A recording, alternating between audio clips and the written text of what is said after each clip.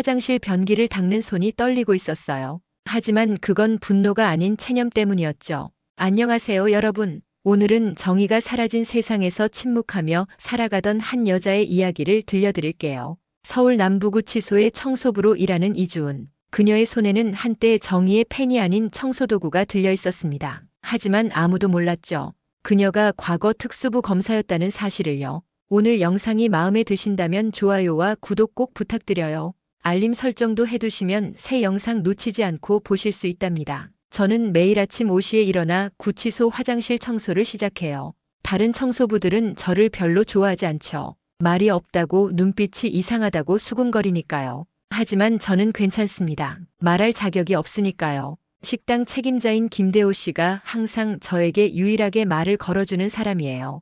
김대호 씨의 따뜻한 미소는 이곳에서 제가 견딜 수 있는 이유 중 하나죠. 아침에 조용해서 좋다는 짧은 대답이 제가 할 수 있는 전부였어요. 더 말하면 위험했으니까요. 제 목소리에 묻어있는 과거의 무게를 누군가 알아차릴까 두렵거든요. 오늘도 변기를 닦으며 문득 과거가 떠올랐어요. 제가 특수부 검사였을 때 실수로 억울한 사람을 죽게 만든 그 순간이요. 증거가 조작된 줄 몰랐던 제 무지가 한 사람의 목숨을 앗아갔죠. 그 죄책감으로 검사직을 내려놓고 이곳에서 속죄하는 삶을 살기로 한 겁니다. 복도에서 들려오는 수감자들의 소곤거림이 제 귀에 들어왔어요. 강림파가 다시 구치소 안에서 세력을 확장하고 있다는 내용이었죠. 강림파는 서울 남부 지역을 장악한 폭력 조직이고 그들의 보스인 장종배가 이곳에 수감된 이후로 구치소 내부까지 그들의 세력이 미치고 있었습니다. 화장실 창문으로 들어오는 햇살이 변기물에 반사되어 제 얼굴을 비춰요. 형편없이 초췌한 얼굴이지만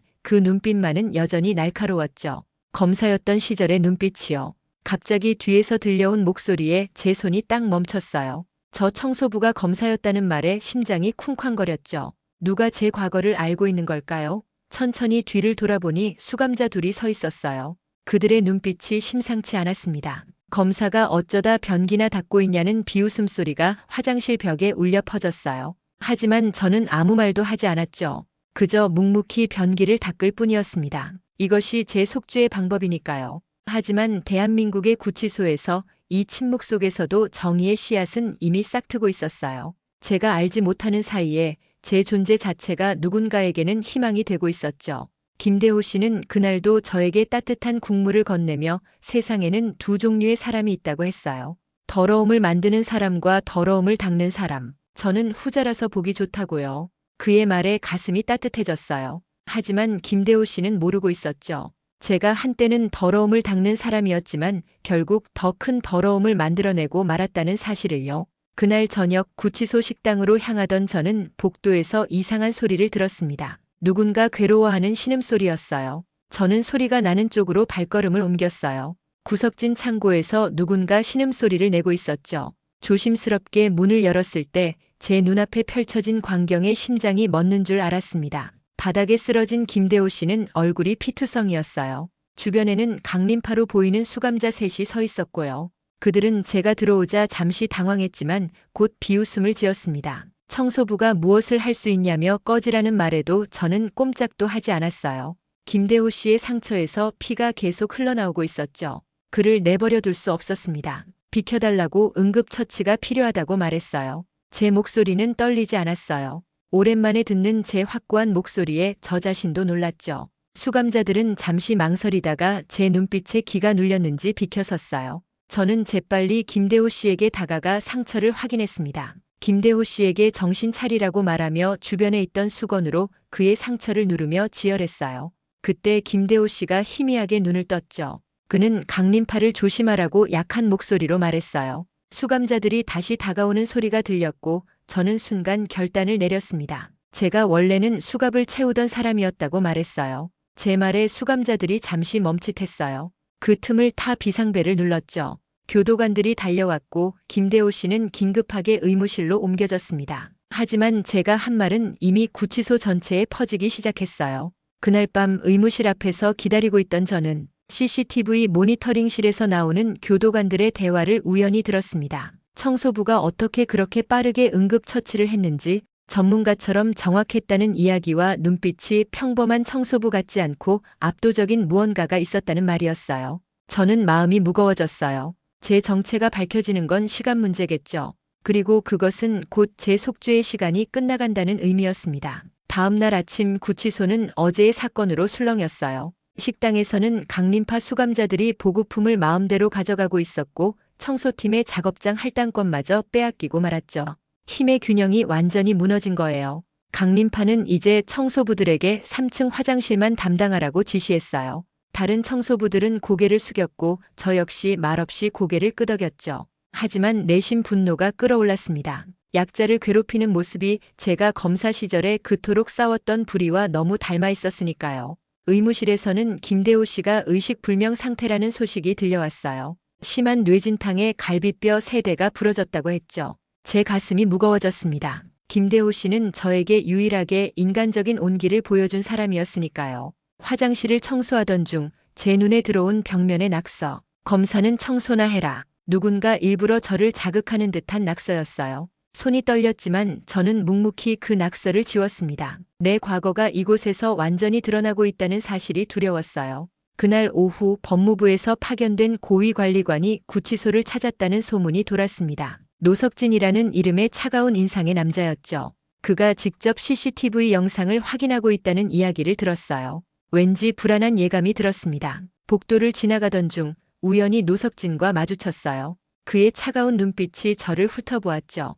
그는 제가 특수부 출신이라고 말했어요. 제 심장이 멈췄어요. 어떻게 그가 저를 알고 있는 걸까요? 저는 아무 대답도 하지 않고 고개만 숙였습니다. 노석진은 검사가 왜 이런 곳에서 청소를 하고 있는지, 혹시 양심의 가책 때문인지 물었어요. 그의 말에 제 등줄기로 식은땀이 흘렀어요. 노석진은 제 과거에 대해 알고 있었습니다. 아마도 모든 것을 알고 있겠죠. 그는 죄 없는 사람을 죽게 한 검사가 변기나 닦고 있는 모습이 시적정이라고 말했어요. 노석진의 말에 저는 주먹을 꽉 쥐었어요. 하지만 반박할 수 없었죠. 그의 말은 거짓이 아니었으니까요. 저는 정말로 죄 없는 사람을 죽게 만들었습니다. 증거가 조작되었다는 사실을 알지 못했던 제 무능함 때문에요. 노석진은 제 귀에 조용히 지내라고 제 비밀이 퍼지면 어떻게 될지 제가 가장 잘 알 것이라고 속삭였어요. 그는 의미심장한 미소를 남기고 떠났어요. 저는 그 자리에 얼어붙은 채로 서 있었습니다. 누군가 제 과거를 무기로 삼아 위협하고 있다는 사실이 너무나 두려웠죠. 그날 밤 저는 잠을 이루지 못했어요. 노석진의 위협적인 말이 계속 머릿속을 맴돌았죠. 무언가 그가 저를 이용하려 한다는 느낌이 강하게 들었습니다. 하지만 왜일까요? 이미 검사직을 버린 저에게 무슨 가치가 있다는 걸까요? 다음 날 아침 구치소에 들어서자마자 이상한 분위기가 느껴졌어요. 사람들이 저를 보며 수군거렸고 평소보다 더 차가운 시선으로 바라봤죠. 무슨 일이 일어난 걸까요? 청소도구를 챙기던 중 동료 청소부 한 명이 제게 스마트폰을 내밀었어요. 화면에는 살인 검사의 은밀한 도피라는 자극적인 제목의 기사가 떠 있었어요. 제 얼굴은 흐릿하게 모자이크 처리되어 있었지만 내용은 분명했습니다. 과거 검사 시절 실수로 억울하게 사망한 피고인 사건의 자료가 편집되어 있었어요. 마치 제가 의도적으로 증거를 무시하고 피고인을 압박해 자살로 몰고 간 것처럼요. 동료는 제가 정말 사람을 죽인 건지 물었어요. 저는 대답하지 못했어요. 입이 떨어지지 않았죠. 이건 분명 조작이었어요. 물론 제가 무죄는 아니었지만 적어도 의도적으로 누군가를 죽이려 한 건 아니었으니까요. 그날부터 구치소 내 저의 위치는 완전히 달라졌어요. 청소팀 동료들도 더 이상 옆에 앉지 않았고 밥을 먹을 때도 그 사람 살인 검사였대라는 수군거림이 들렸습니다. 심지어 교도관들도 저를 의심의 눈초리로 바라봤죠. 제가 할 수 있는 건 그저 묵묵히 제 일을 하는 것뿐이었어요. 화장실 청소를 하며 눈물이 흘렀지만 아무도 보지 못하게 재빨리 닦아냈죠. 제가 진실을 말한다 해도 믿어줄 사람은 없었으니까요. 그날 오후 제가 청소하던 화장실로 강림파 수감자 둘이 들어왔어요. 그들의 눈빛이 심상치 않았죠. 그들은 제가 살인 검사라며 그들의 보스 장종배가 저를 만나보고 싶어 한다고 말했어요. 제 심장이 쿵쾅거렸어요. 장종배는 구치소 내에서도 가장 위험한 인물로 꼽히는 사람이었죠. 관심 없다는 제 차가운 대답에 그들은 비웃었어요. 그들은 선택권이 없으며 내일 작업장에서 보스를 만나야 하고 그렇지 않으면 김대호처럼 될 거라고 위협했어요. 그들이 떠난 후 저는 벽에 기대어 주저앉았어요. 김대호 씨를 생각하면 가슴이 아팠죠. 의식불명 상태라는 소식만 들릴 뿐 그가 언제 깨어날지는 아무도 모른다고 했으니까요. 저녁 시간 구치소 식당은 평소보다 더 침울했어요. 김대호 씨가 없으니 식당도 활기를 잃은 것 같았죠. 저는 구석에 앉아 혼자 밥을 먹고 있었습니다. 그때 누군가 제 앞에 앉았어요. 고개를 들어보니 낯선 여성이었습니다. 교도관도 수감자도 아닌 것 같았어요. 그녀는 제 이름을 부르며 자신을 정세라라고 소개했어요. 시사 PD이며 제 제자였다고요. 제자라는 말에 흠칫했어요. 기억을 더듬어 보니 몇 년 전 법학전문대학원에서 특강을 한 적이 있었죠. 그때 열정 넘치던 학생 중 하나가 정세라였습니다. 무뚝뚝하게 그녀가 무엇을 원하는지 물었어요. 그녀는 주변을 살피더니 소리를 낮춰 지금 조사하고 있는 사건이 있다고 말했어요. 노석진 법무부 관리관에 관한 것인데 그가 제 기록을 조작한 것 같다고 했죠. 제 심장이 빠르게 뛰었어요. 노석진이 제 기록을 조작했다고요? 그녀의 말을 더 듣고 싶었지만 그때 교도관이 다가와 면회 시간이 끝났다고 했어요. 정세라는 자리에서 일어나며 내일 다시 올 것이며 제가 무고하다는 중요한 증거가 있다고 빠르게 말했어요. 그녀가 사라진 후 저는 한동안 그 자리에 앉아 있었어요. 누군가 제 진실을 믿어준다는 사실이 너무나 낯설었죠. 하지만 동시에 두려웠습니다. 진실이 밝혀진다고 해서 제 죄책감이 사라지는 건 아니니까요. 그날 밤 기숙사로 돌아가는 길에 노석진을 마주쳤어요. 그의 눈빛은 제가 뭔가를 알고 있다는 걸 눈치챈 것 같았죠. 그는 제가 정세라를 만났다는 것을 알고 있었고 재미있는 대화였는지 물었어요. 그의 말에 등골이 오싹했어요. 누가 그에게 말했을까요? 구치소 내에 그의 눈과 귀가 있다는 걸 깨달았죠. 별 얘기 없었다고 대답하자 그는 차갑게 웃으며 때로는 침묵이 최선이라고, 특히 저처럼 과거가 있는 사람에게는 그렇다고 충고했어요. 그의 말은 분명한 위협이었어요. 하지만 이상하게도 제 마음속에 작은 불씨가 지펴졌습니다. 오랫동안 꺼져 있던 정의감이 다시 타오르기 시작한 것 같았어요. 기숙사에 돌아와 침대에 누워 생각했습니다. 내일은 두 가지 선택의 갈림길에 서 있었어요. 강림파의 보스 장종배를 만나거나 정세라와 다시 만나 진실에 대해 이야기하거나. 어느 쪽이든 위험했지만 더 이상 도망칠 수는 없었습니다. 창문 너머로 보이는 별을 바라보며 결심했어요. 이제는 제가 저지른 실수를 제대로 마주할 시간이었습니다. 진실이 무엇이든 그것을 바로 볼 용기가 필요했죠. 아침이 밝았어요. 오늘은 두 약속이 잡혀 있었죠. 장종배와의 만남, 그리고 정세라와의 약속. 마음은 이미 정했지만 두려움이 몰려왔습니다. 청소 도구를 들고 평소처럼 일과를 시작했어요. 화장실 타일을 닦으며 생각에 잠겼죠. 제 과거를 덮으려 한 노석진, 그를 파헤치려는 정세라, 그리고 저를 만나려는 장종배. 모두 저와 얽힌 실타래가 되어가고 있었어요. 강림파 조직원이 장보스가 기다리고 있다고 말했어요. 고개를 들었어요. 시간이 이렇게 빨리 흘렀나요? 고무장갑을 벗고 그를 따라갔어요. 심장이 마구 뛰었지만 표정은 차분하게 유지했죠. 작업장 구석진 곳에 장종배가 있었어요. 생각보다 젊고 날카로운 인상의 남자였죠. 그의 눈빛에서 분노와 증오가 느껴졌습니다. 그는 제게 살인 검사라고 부르며 처음 인사했어요. 그 말에 숨이 막혔지만 흔들리지 않으려 노력했죠. 살인자는 아니라고 말했어요. 제 대답에 그가 차갑게 웃으며 진짜냐고, 자신의 아버지를 죽인 사람이 바로 저라고 말했어요. 순간 머리가 하얘졌어요. 장종배의 아버지라고요? 기억을 더듬어 보니 장씨 성을 가진 피고인이 생각났어요. 제가 담당했던 그 사건의 피고인이 바로 장종배의 아버지였던 겁니다. 장기철 씨의 아들이군요 라고 말했더니 장종배의 눈이 커졌어요. 제가 그의 아버지 이름을 기억하고 있다는 사실에 놀란 듯 했죠. 그는 제가 그의 아버지를 죽였다고, 증거도 없이 몰아붙여서 결국 자살하게 만들었다고 말했어요. 저는 그의 말을 끊고 증거가 조작되었다고, 저도 그 사실을 뒤늦게 알았다고 말했어요. 장종배는 변명이라며 비웃었어요. 이미 늦었고 그의 아버지는 돌아오지 않는다고 했죠. 그의 말은 제 가슴을 후벼 팠어요. 맞는 말이었으니까요. 아무리 진실이 밝혀진다 해도 죽은 사람은 돌아오지 않습니다. 그는 복수하겠다고, 제가 느껴온 죄책감보다 더 큰 고통을 주겠다고 말했어요. 그 순간 작업장 문이 열렸어요. 정세라가 교도관과 함께 들어왔죠. 정세라는 급하게 방송국의 중요한 녹취록이 들어왔다고 말했어요. 장종배와 정세라가 동시에 있는 상황이 비현실적이었어요. 정세라는 장종배를 보더니 잠시 당황했지만 이내 제게 다가왔습니다. 그녀는 노석진이 저의 사건 자료를 조작했으며 증거가 있다고 말했어요.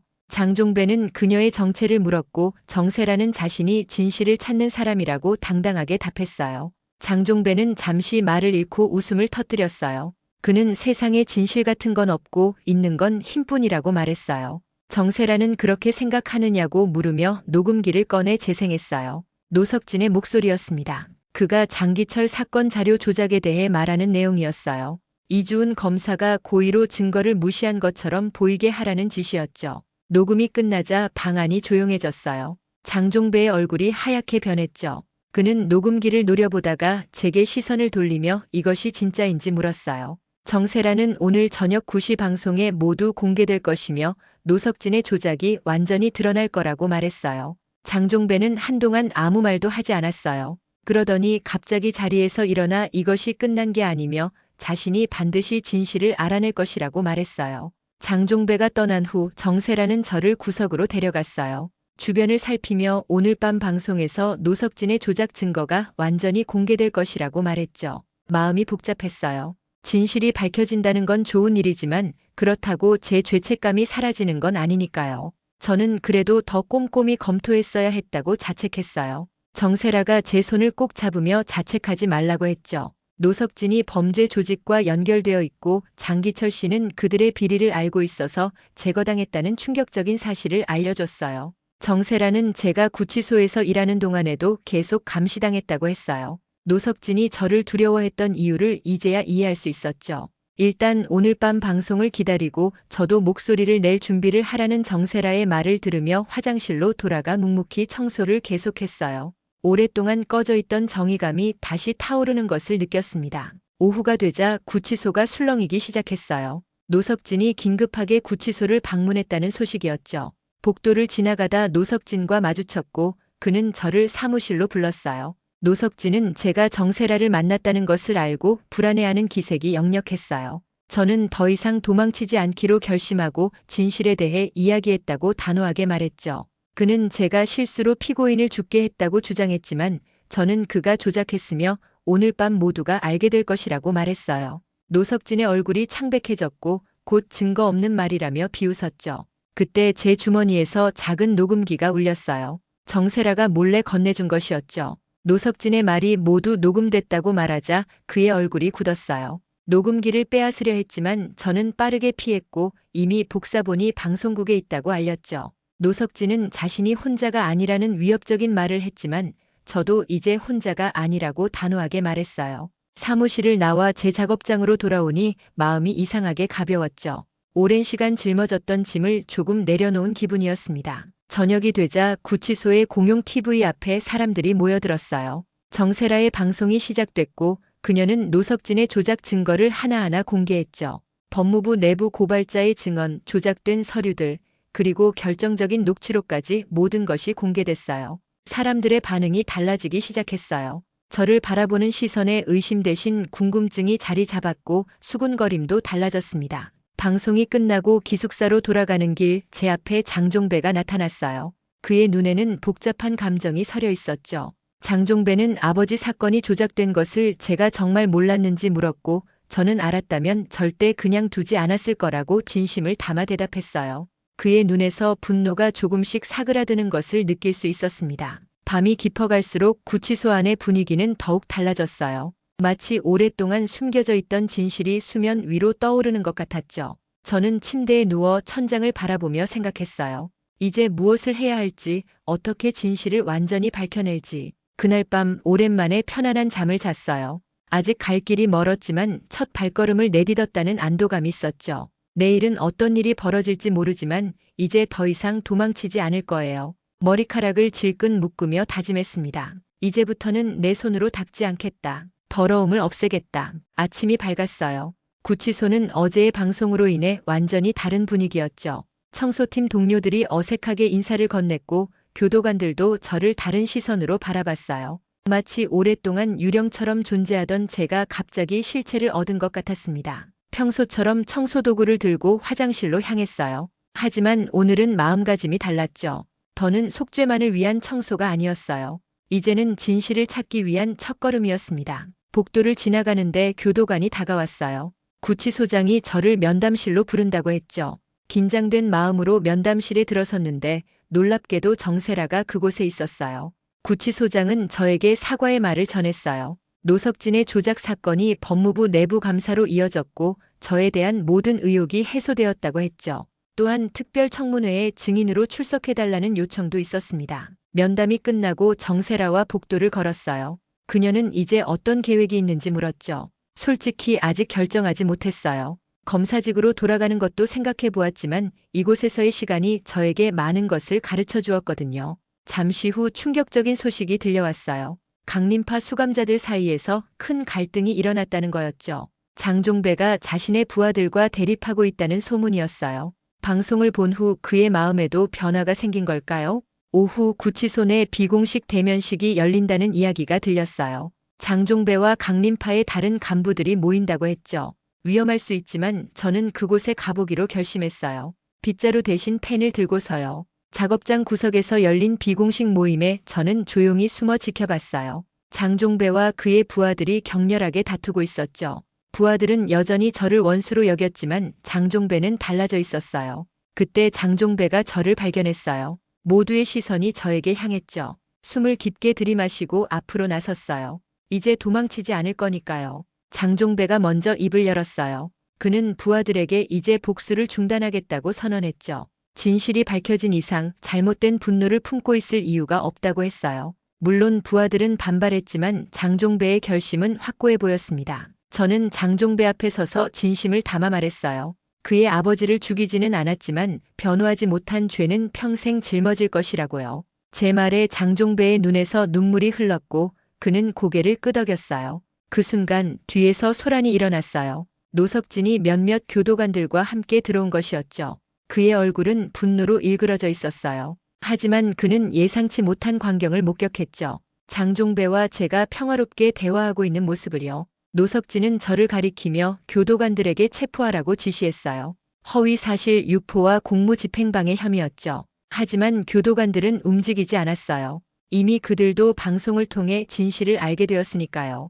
화가 난 노석진이 직접 저에게 다가왔어요. 하지만 장종배가 그의 앞을 막아섰죠. 놀랍게도 구치소 내 다른 수감자들도 하나둘 저희 편에 서기 시작했어요. 평소에는 서로 적대적이던 사람들이 이제는 공통의 적 앞에서 단결하고 있었죠. 노석진은 상황이 자신에게 불리하다는 것을 깨달았어요. 그는 마지막 위협을 날리며 작업장을 떠났죠. 하지만 모두가 알고 있었어요. 그의 시간도 얼마 남지 않았다는 것을요.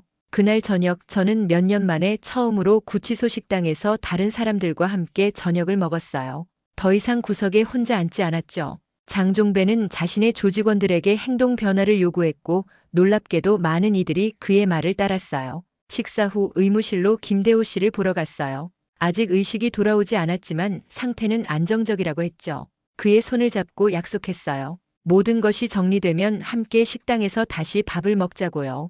기숙사로 돌아가는 길 정세라가 전화로 중요한 소식을 전했어요. 내부 고발자가 더 많은 증거를 제공했고 노석진의 형집행 유해 조작 사실도 밝혀졌다고요. 노석진은 돈을 받고 유죄 판결을 받은 범죄자들을 풀어주는 일을 해왔던 거죠. 이 소식은 곧 전국으로 퍼졌어요. 국민청원이 시작됐고 하루 만에 30만 명이 넘는 사람들이 서명했죠. 법무부는 내부 감사를 시작했고 노석진은 직위 해제됐어요. 그날 밤 창문 너머로 별을 바라보며 생각했어요. 오랜 시간 짊어졌던 무거운 짐이 조금씩 가벼워지는 것 같았죠. 아직 가야 할 길이 멀지만 이제는 혼자가 아니라는 사실이 큰 위안이 되었습니다. 특별 청문회 날이 밝았어요. 구치소를 잠시 떠나 국회로 향하는 차 안에서 떨리는 마음을 진정시키려 노력했죠. 정세라가 옆에서 계속 용기를 북돋아 주었어요.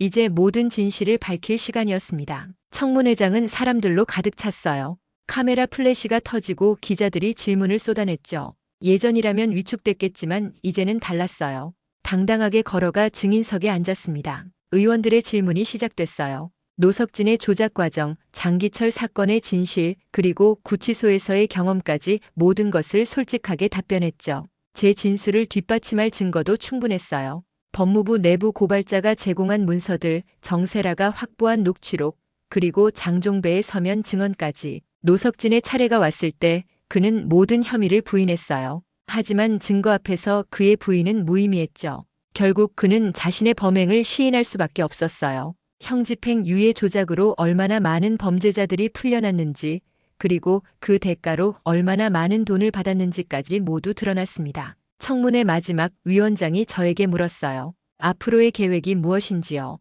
잠시 생각한 후 답했죠. 제가 지키지 못했던 수많은 사람들을 이제부터는 지키겠다고요. 더는 침묵하지 않겠다고, 그리고 시스템 내의 불의와 싸우겠다고 말했어요. 청문회가 끝나고 나오는 길 많은 사람들이 저에게 박수를 보냈어요. 그 중에는 과거 제가 담당했던 사건의 피해자 가족들도 있었죠. 그들은 제가 진실을 밝혀준 것에 감사하다고 했어요. 그 순간 제 눈에서 뜨거운 눈물이 흘렀습니다. 구치소로 돌아오자 분위기가 완전히 달라져 있었어요. 노석진의 공범들이 모두 체포되었고 구치소 운영 시스템도 전면 개편되고 있었죠.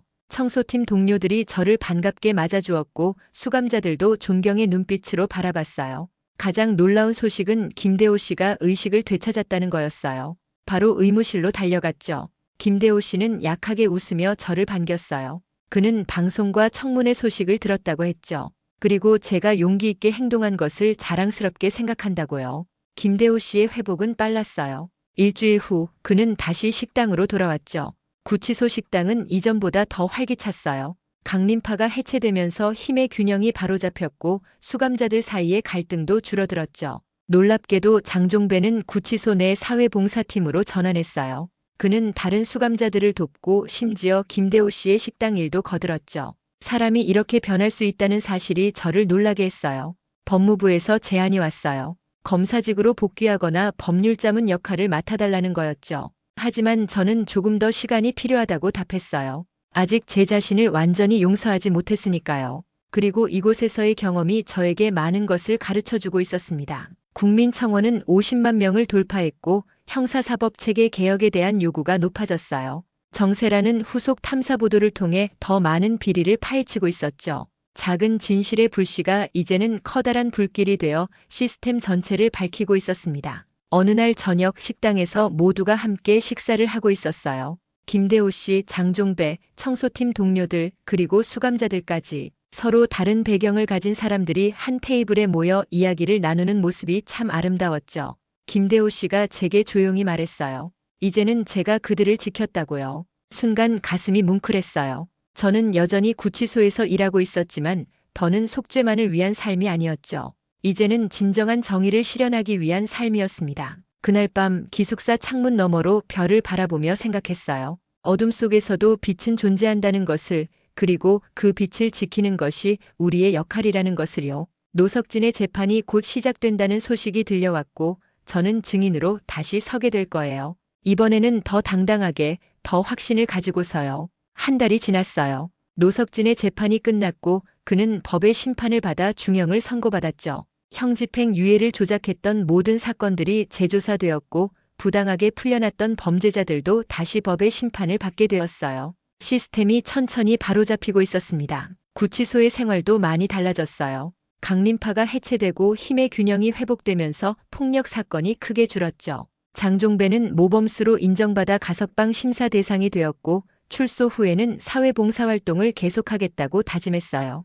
그는 아버지의 억울한 죽음을 기리는 재단을 설립할 계획도 세웠죠. 김대호 씨는 완전히 회복되어 다시 식당을 책임지게 되었어요. 그의 식당은 이제 단순한 배식소가 아닌 구치소 공동체의 중심이 되었죠. 저는 여전히 청소팀에서 일했지만 이제는 다른 직원들과 소통하며 변화를 만들어가고 있었어요. 정세라의 탐사보도는 저널리즘 상을 수상했고 그녀는 계속해서 사법 시스템의 부조리를 파헤치는 일을 이어갔죠.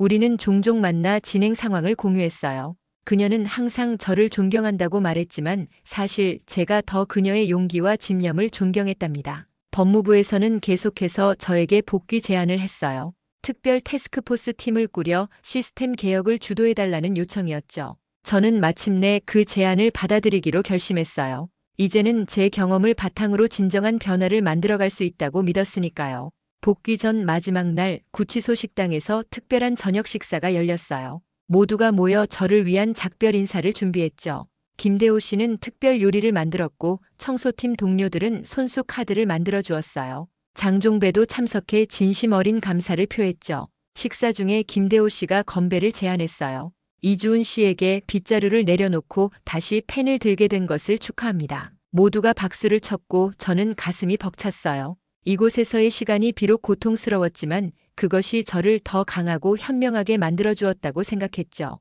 장종배가 조용히 제게 다가와 아버지의 유품을 건넸어요. 작은 회중시계였죠. 아버지는 항상 정의는 언젠가 승리한다고 말씀하셨어요.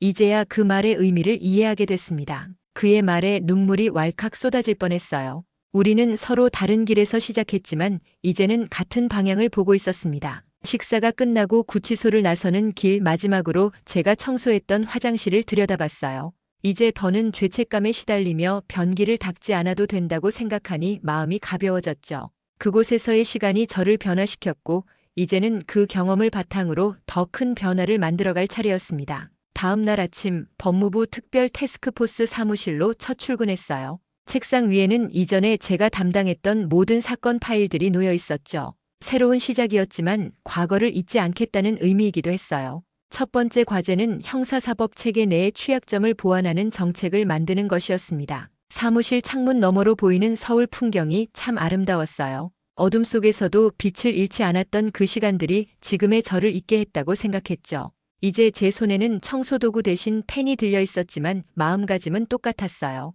깨끗하게 닦아내는 것, 그것이 바로 정의의 시작이니까요. 일주일 후 김대호 씨가 보내온 소식에 웃음이 났어요. 구치소 식당이 모범 운영 사례로 선정되었다고 했죠. 장종배는 출소를 앞두고 있었고 그가 설립할 재단에 저도 자문위원으로 참여해달라는 요청이 있었어요. 정세라는 저의 이야기를 담은 다큐멘터리를 준비 중이라고 했고요. 모든 것이 달라졌지만 한 가지 분명한 것은 우리 모두가 연결되어 있다는 사실이었어요. 서로 다른 위치에서 각자의 방식으로 더 나은 세상을 만들어가고 있었죠. 그리고 그 여정의 중심에는 결코 포기하지 않는 진실의 힘이 있었습니다. 사무실 책상에 앉아 첫 정책 보고서를 작성하며 생각했어요. 변기를 닦던 검사가 이제는 시스템을 바꾸는 일을 하고 있다니 인생은 참 예측할 수 없는 것 같았죠. 하지만 한 가지 확신할 수 있는 건 어둠 속에서도 빛은 항상 존재한다는 사실이었습니다. 여러분, 지금까지 변기 닦는 검사 이야기 잘 들어주셨나요?